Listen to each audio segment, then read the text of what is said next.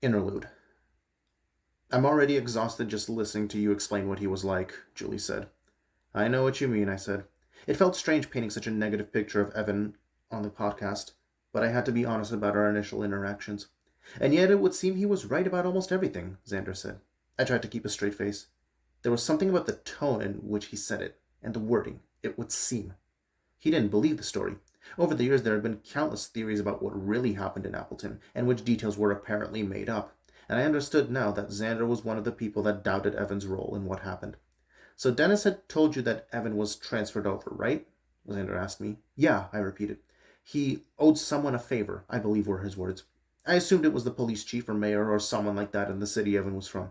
But he didn't mention the reason Evan had been transferred? No, I said. I didn't really think about it that much at the time. I imagined that if I had given it some thought, I would have reached the conclusion that he was probably transferred because people thought he was difficult to work with. Xander gave a small laugh. What was the mood in the town like after that first victim was found? I stared down at the table and thought for a moment. It was uneasy, I said finally. There's this weird anticipation almost, because I didn't recognize the victim. None of us did. But you realize that even if you didn't know this person, you probably know someone who did know them. And that someone's about to have the worst day of their life. Someone's about to spend Christmas without a loved one in just a few days. So Dennis really pushed us to find who did this right away. Right, Xander agreed. And despite everything else, I think it's safe to say that Evan was right about this not being done by an amateur. Oh, absolutely, I said.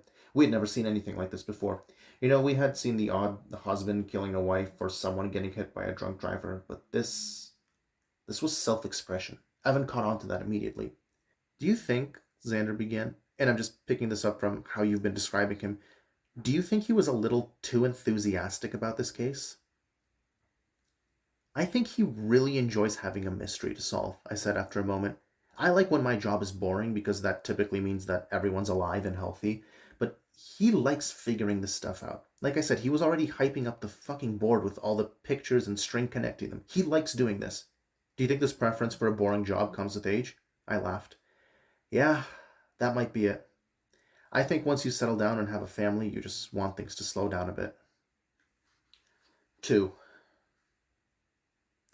The rest of the day was uneventful. I didn't have to hear any more of Evan's theorizing, and there weren't any developments in the case of our Jane Doe. We still had no idea who she was or who killed her, and no one had come forward with information. When I got home, Martha was watching the news. If she looked happy to see me, she wasn't showing it. In fact, Martha rarely looked happy these days. Her mouth seemed to be permanently frozen in a frown. But that wasn't the only thing that indicated she was miserable. Her hair had begun fading, with new grays popping up weekly where there hadn't been a single one a year ago. And while she kept going on runs in the early hours of the morning, she had recently put on weight. Not that I mentioned either of these things. But what really gave it away were her eyes, which I could have sworn had changed color. Where they had once been blue, it was almost as if they had receded into a lifeless gray. So I guess this means you're going to be working long hours again, she said without looking up. I looked at the TV where I saw the footage of Dennis giving a statement about the body. Thankfully, I hadn't been in the shot, even though I was standing just behind him. Hopefully not too long, I said with a yawn. That noise was what caused her to look at me. Tired? She asked in a weird tone. I nodded. Maybe you shouldn't have been out so late yesterday.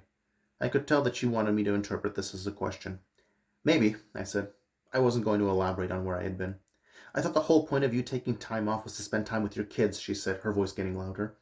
I did spend time with them, I said, but I needed time for myself as well. And keep your voice down. I knew both of our daughters were probably listening in from behind their doors. Make sure they don't see this shit, I said, pointing at the TV. It's fucked up what we found today. When I arrived at work on Tuesday, Evan was already at his desk scribbling notes as usual. He looked up when he heard me approaching. Oh, you're here, he said. Hey, do you know who that guy is? What guy? The guy in Dennis's office right now, he said, pointing across the room. The blinds in Dennis's windows were open, and I could see that someone was sitting across from him. Even without seeing his face, I could recognize the dirty gray hair and the collar of a suit that was obviously too big for him. Oh, fuck, not him, I said. Who is that? Evan asked again. When he comes out of the office, don't approach him, don't even look at him. If he comes up to you, then say as little as possible, I said. But who? I'll explain later, I said as I collapsed into my chair. Evan frowned but didn't persist. Oh, the coroner wanted to talk to us once you got here, about the girl from yesterday. A few moments later, we heard the door to Dennis's office open. Because of the open layout of our office, there was no way to hide. The best I could do was to put my head down and hope he didn't recognize me. I couldn't even hide behind my computer screen as the monitor was positioned in a way that wouldn't block my head from view. I did my best not to look up and instead fixated on the sound of footsteps coming from that direction. They got closer and closer, and I just hoped he would keep walking, but instead he came to an abrupt stop. George! I tried not to groan at the obviously staged enthusiasm in his voice, but I knew if I played along this would end faster. I looked up and saw the man smiling down at me as an aroma of cigars attacked me. I stared at the decaying teeth smiling at me and did my best to smile back. Been so long, he said. Uh-huh, I answered. He turned and noticed Evan, who had thankfully taken my advice and not paid any attention to him. But the man shuffled over. Hi, I'm Benjamin. I don't believe we've met, he said, extending a hand. Evan made the briefest glance over at me, as if he were hoping for instructions, but he quickly shook his hand. Evan, I just started here. Well, you chose an exciting week to start, Benjamin said, still shaking Evan's hand for an annoyingly long time. Horrible what happened to that girl. How could someone do such a thing? Evan seemed puzzled as to why Benjamin would find this amusing. That's what we're trying to figure out, sir. He seemed unsure whether that last word was necessary. What are you doing here? I asked.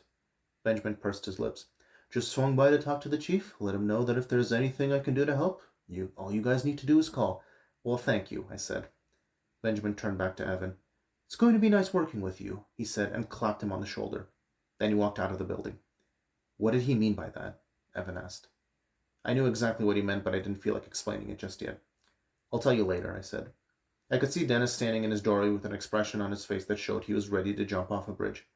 Come on, I said. Let's go see what the coroner found. I had always thought that if Joel had not been our coroner, he probably would have ended up being a murderer himself. Not only did he physically look like a corpse, with pale skin thinly stretched over his bones, but he had a strange fascination with death, and talked about it almost as if it were an art form.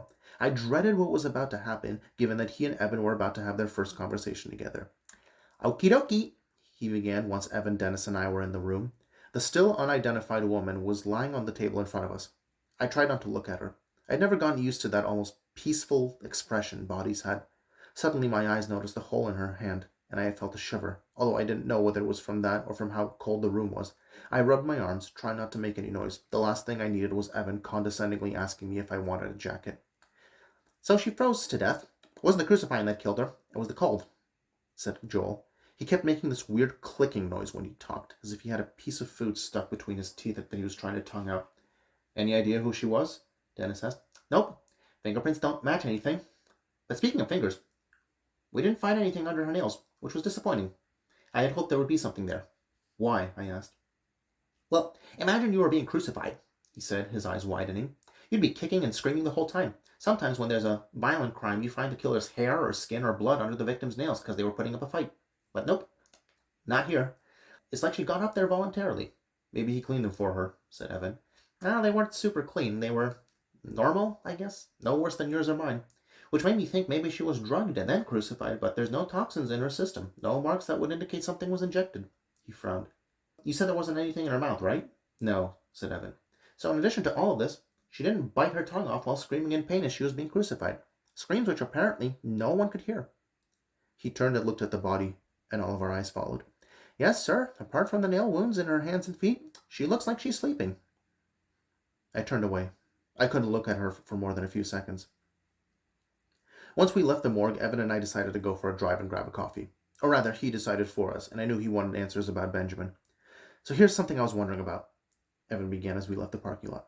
If you were going to kill someone, not someone specific, but just a random person because you wanted to feel the experience, who would you target? I scoffed. Jesus, man, is this a real question? Who the fuck asked something like that? Okay, just hear me out, Evan explained. You have a family, right? Wife, kids? I was almost afraid to share with him. This man was clearly unstable. But there was no point in lying. Yes. And yes, too. All right, said Evan. So if somebody killed you, your family would notice pretty fast that you were missing, right? Okay. Me? I don't live with anyone. But I do have a job. If I suddenly stopped coming to work, people would know something is up. This is why so many killers go after hookers or drug addicts or homeless people. By the time people notice that this person has vanished, it's too late. I understood the point he was trying to make, but I didn't see how it was relevant. Okay, I said again. Now, does our Jane Doe look like some junkie or prostitute? No, I said, but you never know. I don't think so, Evan said. And that leads me to my question. Why has no one come forward? Someone knew this person. Someone in this town hadn't seen this person in a few days and knows that the police found a dead body that matches her description. So either she knew no one, or she knew one person and that's the person who killed her, or she's not from here. I finished. Evan took his eyes off the road and smiled at me. Exactly. But there's one part that doesn't add up, I told him. Even if this person went out of his way to target someone who wouldn't be missed, any advantage they had was thrown out the window when he nailed her to a sign for us to find. Yeah, you're right, Evan said. Then he snapped his fingers as he remembered. Oh, I was supposed to ask you, who was that guy we talked to earlier? Benjamin was his name, I think? I sighed. Benjamin is sort of our local career criminal, I said, trying to think of how to best describe him. Long history of arrests, usually things like public intoxication, indecency, DUIs, attempted arson, shit like that. But he's dabbled in some more serious stuff as well. Like what? Evan asked. Benjamin is good at attracting certain people towards him, like kids who acted up in school, the kinds who didn't have much of a future. They gravitated towards him. So he'd send them off on assignments, shoplift from a convenience store here, graffiti a building there. But the thing is that certain adults gravitate towards him too. Benjamin ran quite the impressive moonshine operation some years ago, and he had high-stakes poker games in his basement for a while, but we broke that up. Anything really serious? Evan asked. You ever kill anyone, or... No, not that we know of, I said, shaking my head. Not sure he's the type either. Might give you a few smacks if you owe him money, but I don't see him as a murderer. Why did he say he was looking forward to working with me? And why was he in Dennis's office in the first place? I rubbed my temples. Thinking about Benjamin for too long gave me a headache. Whenever something like yesterday happens, we have a dead body and can't figure it out, he likes to pop by and offer his assistance. What kind of assistance? He's trying to aggravate us. He wants to remind us how bad we are at our jobs. Do you think he's involved? Evan asked. Does he know something? We pulled into the parking lot of the coffee chain. No, I said. He's just being an annoyance. Okay, but why did he say he was looking forward to working with you? I finished. He says that to every new cop. And the reason is because years ago one of our guys really was working for him. I said this right as Evan stopped the car, and he ended up braking a bit too hard, sending my body forward for half a second. Seriously? He asked. Yeah. We couldn't prove it. At least we didn't have anything that would hold up in court. But we knew. And he likes to remind us of this every once in a while. Not long after, we returned to the station, and just as I was hoping that the rest of the day would be uneventful, I noticed that Dennis was standing in the doorway of his office with an impatient look on his face. Everything okay? I asked. We have a name on the victim, he said. One Vanessa Miles, 26 years old, lives in Albuquerque. I raised my eyebrows. Long way from home? I could hear Evan make a short humming sound behind me, obviously satisfied that he was right about the victim not being from Appleton. Very long way, Dennis said. How'd they ID the body? I asked. A friend came forward and said the victim was visiting her over the weekend. We set her up in one of the rooms when she got here, but I wanted to wait for you two to get back before we started asking questions. The friend, coincidentally, was actually named Jane, which made it confusing for us, as we had been using the typical Jane Doe to refer to the dead woman before we had her actual name. This Jane, the real one, was sitting in one of our interrogation rooms, curled up and shivering, even though the room was being heated. Evan, Dennis, and I were standing on the other side of the glass, looking at her. Her eyes seemed to be fixated on the corner of the room, and I imagined she was wondering whether coming forward was a mistake. So, which one of us do you want to talk to her? I asked Dennis. Or are you going to do it? No, not me, Dennis said. I'm going to stay back from this one. The girl's parents are actually old friends of mine. I'd rather have one of you handle this. Are you worried you'd be biased? Evan asked. No, Dennis replied, but just to be safe. Okay, Evan said, and he took a step forward. I'll take a shot. No, said Dennis sharply. You go, he said, turning to me. You don't trust me? Evan asked, seemingly surprised. Dennis stared at him for a few seconds. Are you serious? He asked. But why not? You know exactly why. There was something in the way Dennis said it that was strange. Maybe Evan knew the reason, but I didn't. I wondered whether there was something about Evan that I had not been told, but now was not the time to think about that. She seemed not to even register that I had entered the room. As I walked over, pulled the chair out, and sat down, her eyes did not leave the corner she had been staring at. The woman's hair looked greasy, her left eye kept twitching, and she looked like she hadn't eaten or slept in days. I'm Detective George Hoffman, I said. She jumped up, startled, just now realizing that I was in the room. But she still didn't look in my direction. The wall behind me seemed more interesting. I understand you were friends with Vanessa Miles, I said. I just don't understand why he would do that, she whispered, without actually answering my question. I tried not to react too obviously. Why would who do that? I asked. She finally looked at me.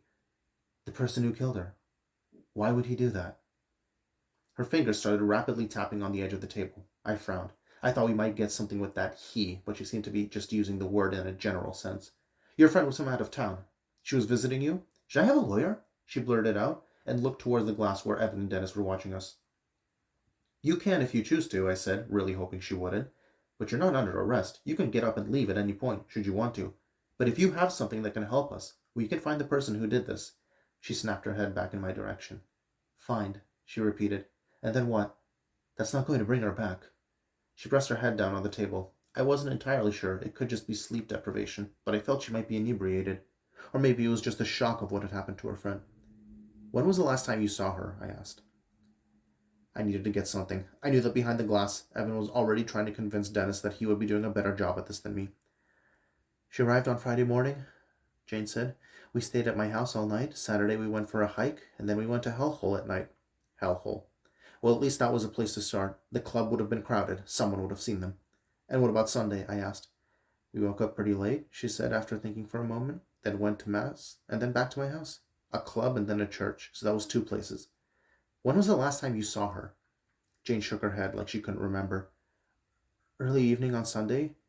She had gone to pick up beer, and she never came back. Did you think to go looking for her? I asked. I had already been drinking, so I couldn't. You could have called someone else to go looking. No, she said, and she violently shook her head. There was something off here. When you were at your house on the weekend, was anyone else there besides the 2 of you? Any other friends dropped by? Nope, she said and shook her head again. Just us. I tilted back in my chair and tried to look like I was thinking hard about all of this new information. Okay, I said. When I walked out of the room and closed the door behind me, I could see Evan shaking his head with a strange smile on his face. Well, she's definitely hiding something, he said. Very perceptive, I said. She did give us 2 names, so that's more than we had 2 hours ago. She says the friend drove to get beer. We haven't found a car anywhere, Dennis pointed out. That's right, I said. What do you think, killer's hiding a car in his garage? Dennis sighed. Who knows? Too many garages to go around and check. But I want you two to look into her alibi. Go to Hellhole and see if they remember her being there.